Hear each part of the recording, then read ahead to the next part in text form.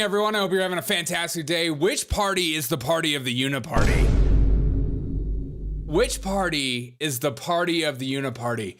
Is it the Republican Party or is it the Democrat Party? Get in the chat below and please let me know who is more part of the Uniparty. The Republicans have people like Tulsi Gabbard and RFK.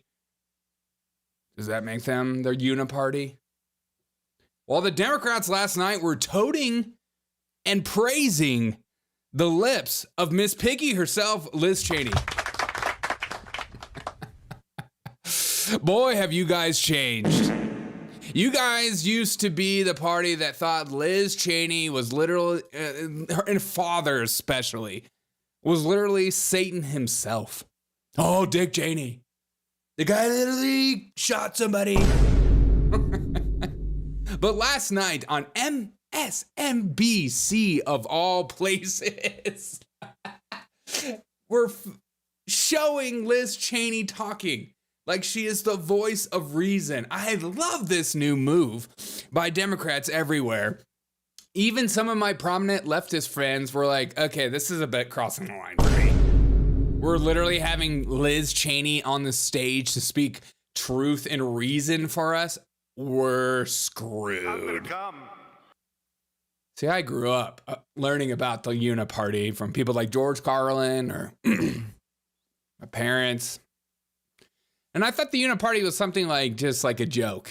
Like these people, seriously, no, they have different opinions. They're different human beings. They have different ideologies. And then as you grow up, you watch how the parties converge, especially, where did that come from? Especially during wartime scenarios. God, they love coming together. They act like they are just a unified MFN party that everyone can support. We're bringing stability to everyone around. Same with COVID. They go from one day calling their partner across the aisle literal Satan's child to being, you know what? Liz Cheney's a good guy. Look at her. She looks like a great dude to get a beer with. Let's listen to some of these insane clips. Let me see this behind me. This is NBC Live right now. This is their live news feed. Jack Smith, Liz Cheney. Put that in the same pipe and smoke it. Just a little sample of her. It was that Republican Party, the party of Lincoln and Eisenhower. I love that old, I'm a Ronald Reagan Republican. I'm a Lincoln Republican. Do you feel the emotional pull when I say those words out loud? Now you can trust me. I'm Liz Cheney. Party of Reagan and Bush. It's that party that I belonged to my entire life. Oh, what happened? I volunteered on my first presidential campaign. I already told you how old I am, so I'll tell you. How old are you? In 1976, when I was 10 years old, and I was sealing envelopes for President Ford's re-election campaign. Okay. I cast my first vote ever in 1984 for Ronald Reagan. Wow, God. You know, I cannot wait till one day we don't even mention Reagan. Just talk about your plan. You don't need to connect the dots with me. I wasn't alive for Reagan, so. Served in the State Department in both Bush administrations. Yeah. And I served in the United States House of Representatives for 3 terms, including as the 3rd highest. Okay, stop the tapes. Because then we have Donald Trump saying what he thinks of Liz Cheney, and you gotta watch this. He is so spot on about this. Kamala Harris. If this doesn't make you vote for Trump, I don't know what will. Kamala Harris is out on the campaign trail today with Liz Cheney. Your thoughts on that? Well, Liz Cheney lost for Congress. She was terrible. Liz Cheney is a stupid war hawk. All she wants to do is shoot missiles at people. I really think it hurts. I think, frankly, if Kamala, I think they hurt each other. I think they're so bad, both of them. Kamala Harris is out. First, Liz Cheney lost like a dog. Then she called him, what do you call him, a war hawk? A stupid war hawk, which is spot on. So everyone thinks that Kamala Harris is going to stop the wars. No chance. This is one of my favorite parts of Liz Cheney last night. where it just tells me that the Uniparty is the Democrat Party in today's world. The people that they're embracing are Uniparty candidates. Like Liz Cheney. Warhawks, warmongers, people that the populist right has decided to oust and decide to say, hey, you know what? We're tired of your lies. We're tired of the way you talk to us. We're tired of how desperate you are to send foreign aid to foreign countries. But then when we have states like North Carolina, you're nowhere to be found. You don't send in your guard. You don't do anything to help out. You just let them die. But if somebody in another foreign country, you do everything in your power to drop down and do everything possible to help these people. Like, well, we have to help them. They're our friends. Like, what about your own backyard? God. Here's Liz Cheney saying that she is for limited government, low taxes, a strong national defense, the private sector, and family over government. And that being said, at the end of the sentence, I'm endorsing Kamala Harris. Low taxes, strong national defense, limited government. How's our border doing? Talk to me about the strong national defense system that we're doing. I think you start off with that first. You start off with the border first, but don't worry. I have Republicans coming. All right, here's Liz Cheney. I am a Ronald Reagan conservative. I believe in limited government. I'm gonna spit my coffee I believe out. in low taxes. Yeah. I believe in a strong national defense. And I believe that the private sector is the engine of growth of our economy. And that being said, we're going to be price gouging and doing price gouging laws. We need the private sector, but if the private sector doesn't rein it in, we're going to rein it in for them. I'm for low taxes. That being said, we're going to hire 100 IRS agents to take care of that problem. We're not going to fix our tax code. We're just going to go after more people. We're the government. Yeah. Things are better when the government's over bloated and there's 1,000 people doing one person's job. That's a good thing. That's what you should want in the government, okay? And if you say otherwise, it's because you don't get it. Yeah, tell us again about this low taxes, strong defense, private sector, and then tell us how you're going to vote for Kamala Harris. Okay.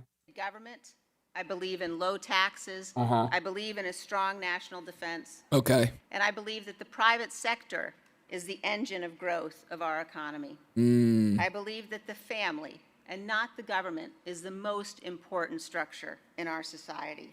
Really? The family, not the government?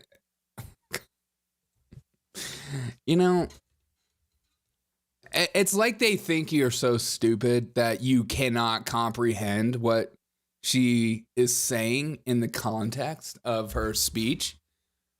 She's for family over government, the freedom, and you're going to vote for what in the Democrat sphere or in the context of everything that they're doing makes you feel like they're the party of freedom?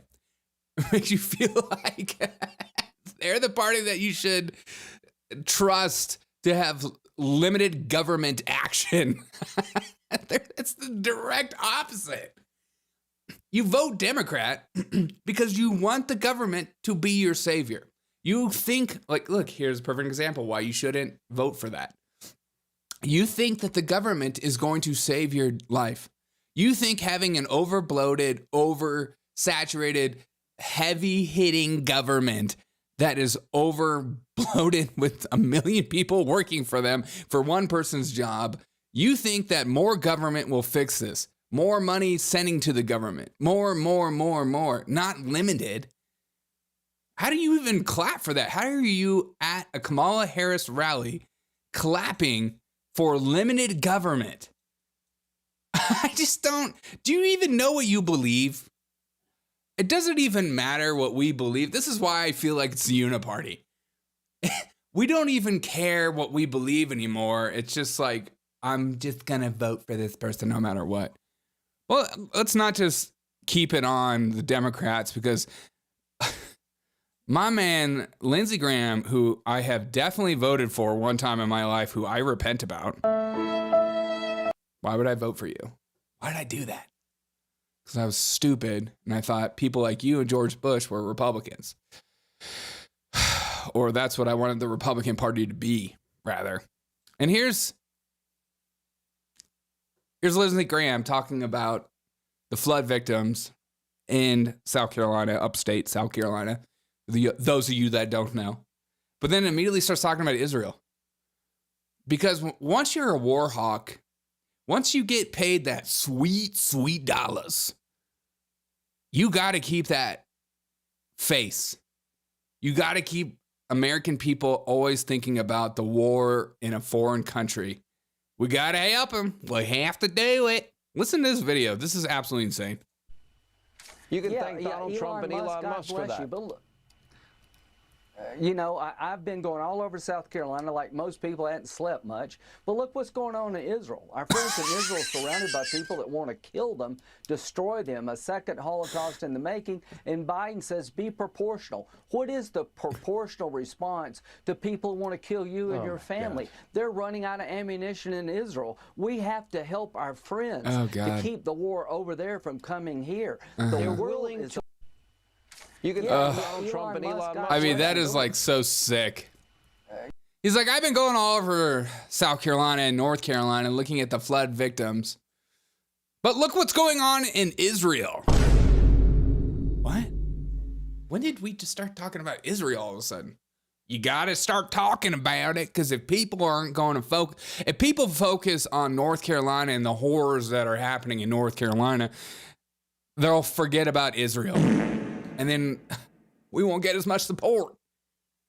How about we fix our own backyard first? This concept seems so obvious, but that is, the more people lean into this feeling of fixing our America first before we help anybody else, then we can be better at helping other people.